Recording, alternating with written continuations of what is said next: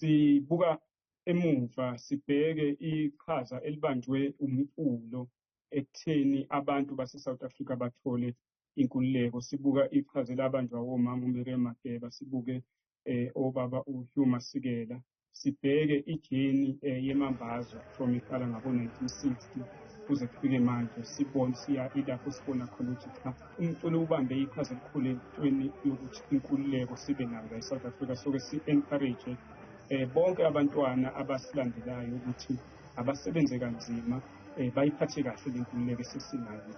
So-ke sine-tour esiyenzayo ukuthi sirawunde i-South Africa yonke, kodwa siyaqala manje njengoba kuyi-Africa manje.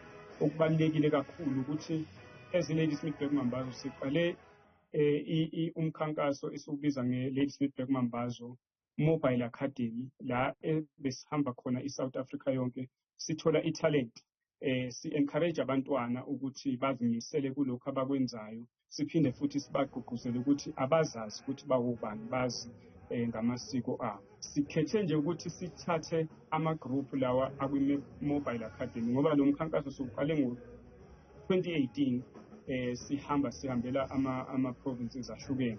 So-ke manje njengoba sesi-2023 sesithi-ke asithathe la ma-group kube yiwona esiwafakayo ukuthi sishiyelane nawo inkundla